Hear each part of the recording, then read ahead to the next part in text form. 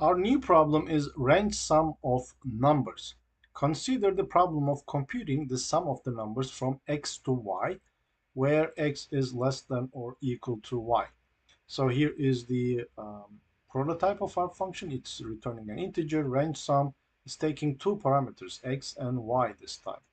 So let's look at some examples. Range sum from 5 to 7 is 5 plus 6 plus 7, which is 18. Range sum from 10 to 15 is 10 plus 11 plus 12 plus 13 plus 14 plus 15, that's 75. Range sum from 20 to 20 is 20, and range sum from 21 to 20, in case the user enters an x value that's greater than y, we return 0. So that's an error case, right? So we are only, x should be less than or equal to y. If the user enters an x value that is greater than y, then we should simply return 0, saying that this is not a valid interval. Here are the base cases. If x is greater than y, remember the error case, we return 0. The other base case is if x is equal to y, so like 20, 20, 40, 40, so the interval only has one number in it, we return x. Let's look at the recursive formulations. We can actually recursively formulate this function in three different ways. One of them is, let's look at the range sum from x to y. What we can do is we take the first digit, which is first number, which is x, and compute the range sum from x plus 1 to y, right? The remaining numbers in this range, and add x to it. That's one formulation. We are reducing the problem size by 1 by saying x plus 1 to y. That's a range that has one less number in it. And when we return from the recursion, when we get the value, the result of this sub-problem, we can just add x to it. Alternatively, we can look at the range from x to y minus 1. That's again an interval that only has one less number in it. So we are reducing the problem size by 1. And when we compute this solution to this sub-problem, we can add y to it. Again, these are two different ways to solve the problem, and they achieve the same thing. But there's a much better way to solve this problem as follows. Why do we reduce the problem size by 1? Why don't we reduce the problem size by half? So let's compute the middle, which is x plus y minus x over 2. So look, like assume that you have 100 numbers in it. Divide the interval in half. So you have 50 elements on the left-hand side, 50 numbers on the right-hand side. Now I can do the following. I can say range sum from x to the middle, right? And then plus the range sum from middle plus 1 to y. So the left-hand side of the interval and the right-hand side of the interval. So this is a third recursive formulation of the problem. And you'll see that this is the best one for this problem. Not from the running time perspective, but from the depth of the recursion perspective. Here are the implementation of each of these recursive formulations. So the first formulation, these are all in example 7. In the first formulation, we took x and y. The base cases are always the same. If x is greater than y, return 0. If x is equal to y, return x. So the base case in all cases is the same. But let's look at the recursive formulation. In the first one, we said, let's compute the range sum from x plus 1 to y, then add x to it, right? X was the first number in this range. We reduce the problem size by 1 by saying compute the range sum from x plus 1 to y, and then add x to it. In the second example, in the second formulation, we said, let's compute the range sum from x to y minus 1, taking one number out of this range, which is the last number in the range, and reducing the problem size by 1. So compute the range sum from x to y minus 1. And when we return from the recursion, you need to add y, the last number in the range, into the result to compute the solution to the original problem. But let's look at the last formulation, which is the most interesting one, where we have two recursive calls instead of one.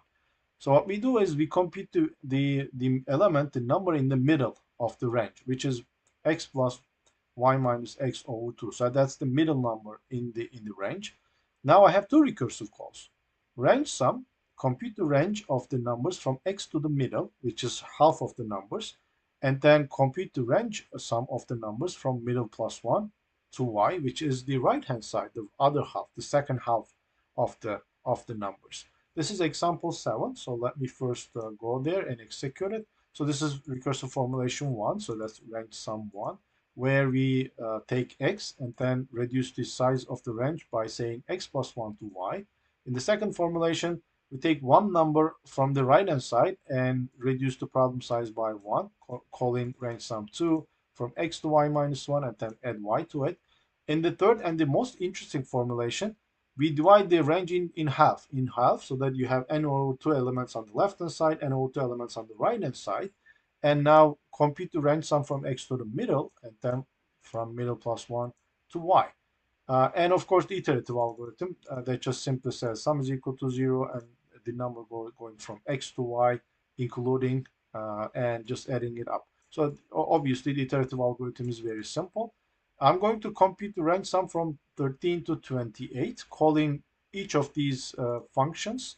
The first three are recursive. The fourth one is an iterative algorithm, and they should all return me the same result. So let me run this thing so that you see all of them work correctly. But I'm going to, as you can see, all of them work correctly and return the same result.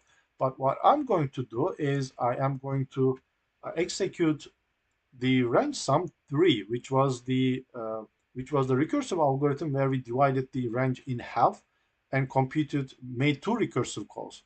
One, the first recursive call computed the sum of the numbers on the left hand side, and the second recursive call computed the sum of the numbers in the right hand side. So range sum 3 from 3 to 9. The middle element is obviously 6, so this is the first recursive call that we make. So compute the range of the numbers from 3 to 6. When we come here, we're going to do the same thing. What is the element in the middle? That is 4, so compute the range of the numbers from 3 to 4. That's still not the base case because there are two elements in it, so compute the number the middle number, which is 3, so make a recursive call to 3 to 3. And that's the base case now, because 3 to 3, x is equal to y, is going to return me 3. Now I come here and I make the second recursive call, which is from middle plus 1, which is 4 to 4, right? That's also a base case, so it's going to return me 4. And I now add these numbers up, 3 plus 4, that's 7. As you can see, the range of the sum of the numbers in the range 3 to 4 is 7, because that's 3 plus 4. Now, when I come here, I still need to make the recursive call on the right-hand side, which is from 5 to 6, right? This is the second recursive call. So 5 to 6, this is not the base case. It's going to make a recursive call to 5 to 5. That's going to give me 5. And then make a recursive call to 6 to 6. That's going to return me 6. And 5 plus 6, that's 11. Now I add 7 to 11. I get 18. So the range of the numbers from 3 to 6, when you add them up, you get 18.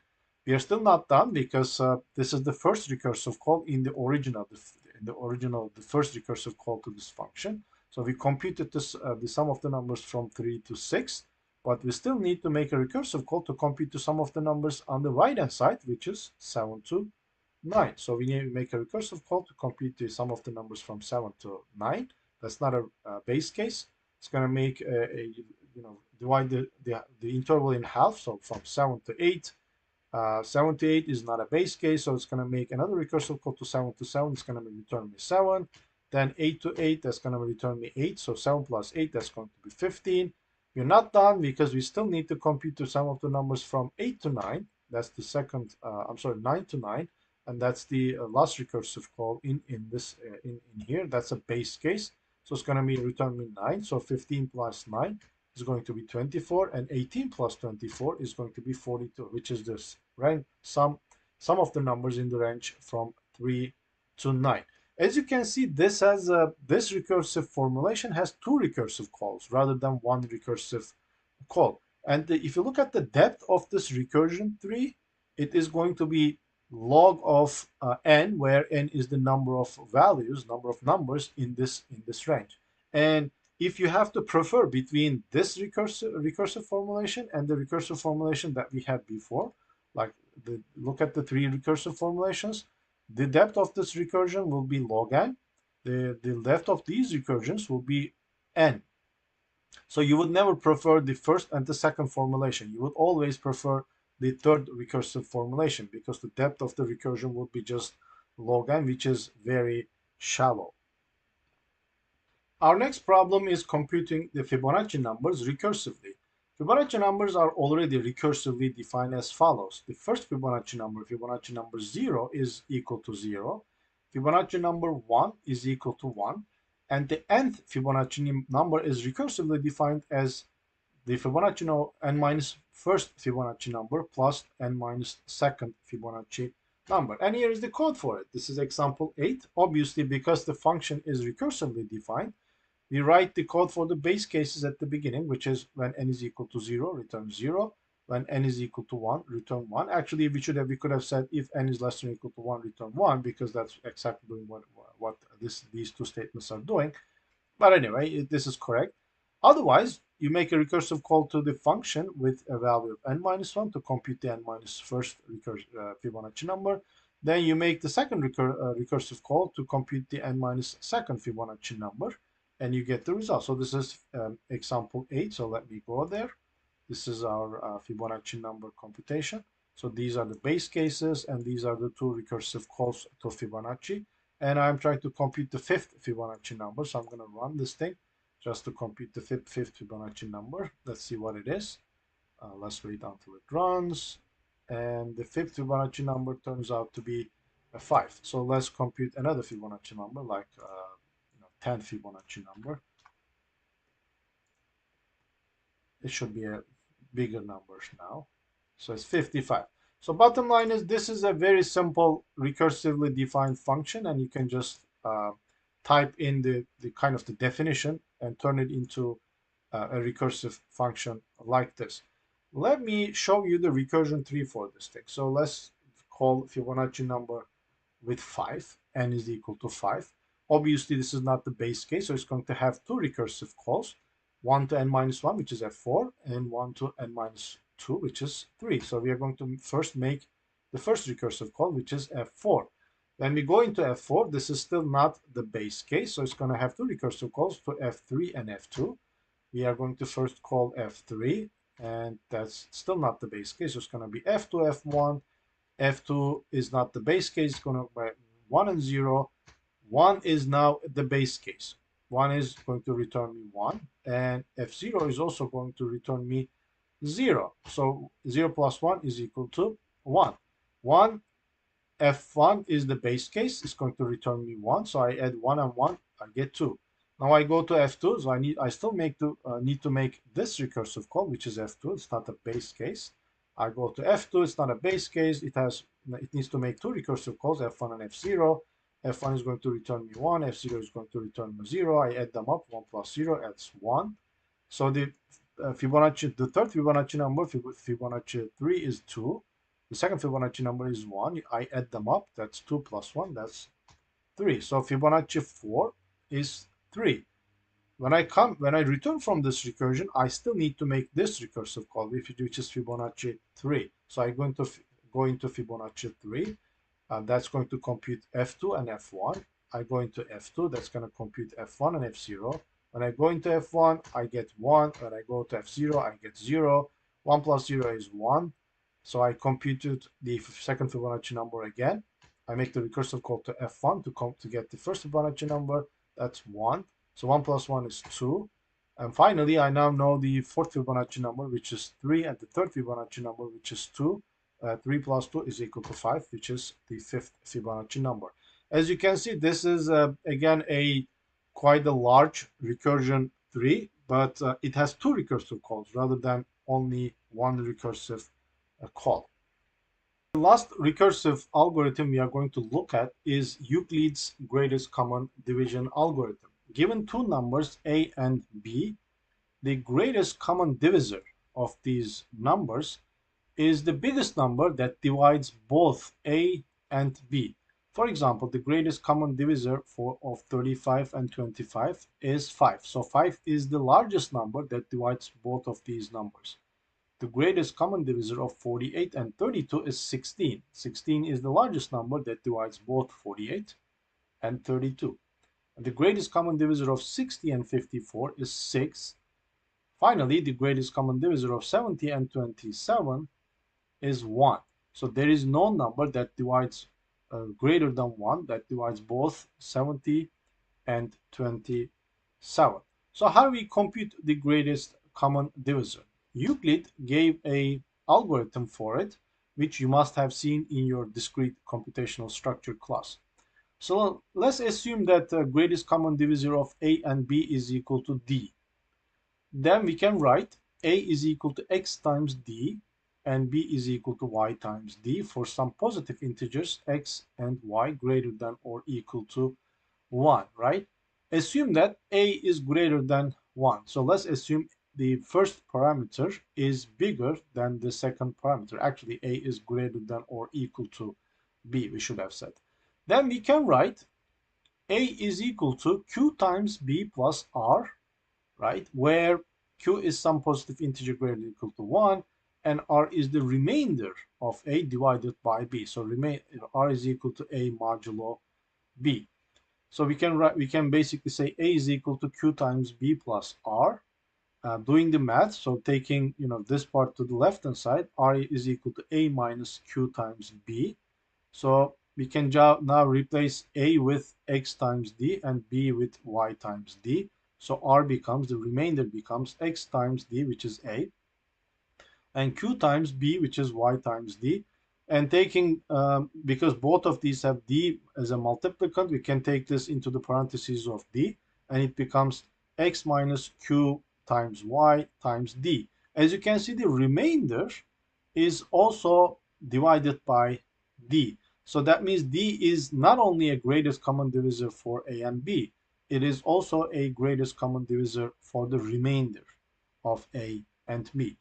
So to compute the greatest common divisor of A and B, we can do the following. We can simply compute the greatest common divisor of B and the remainder of A and B. That's the recursive formulation.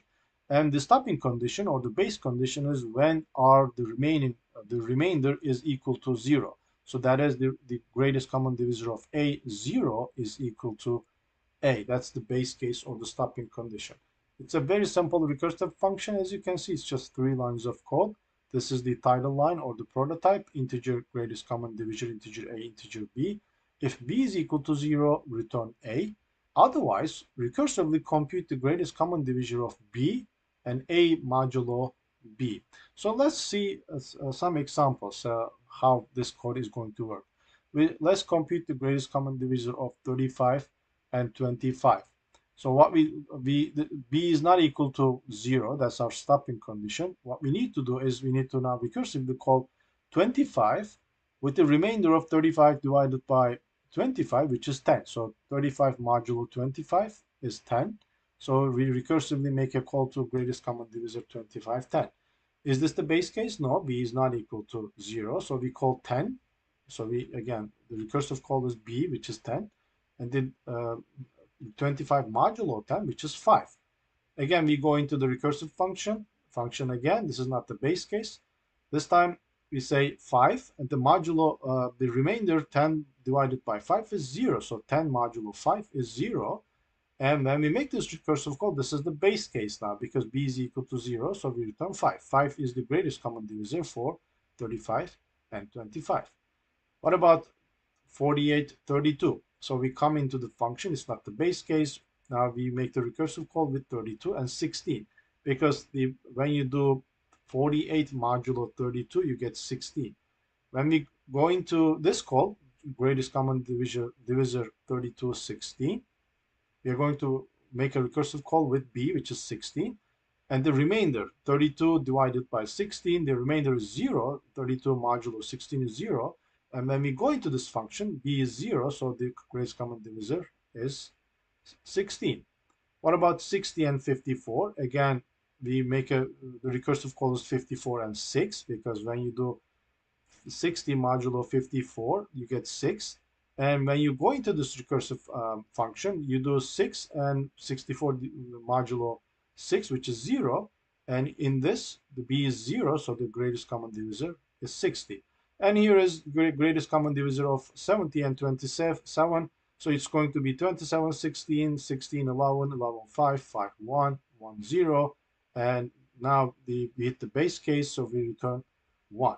So let me go into the actual implementation. As you can see, it's just 3 lines of code, very simple, but with such an ingenious algorithm. So let me run it for the examples that we have shown on the slide. So the greatest common divisor of 35 and 25 is 5. The greatest common divisor of 48 and 32 is 16. The greatest common divisor of 60 and 54 is 6. And greatest common divisor of 70 and 27 is equal to 1. Again, you can easily write this function iteratively, and you should do that if to improve your programming skills. But our goal in this lecture was to implement them recursively, just to show you how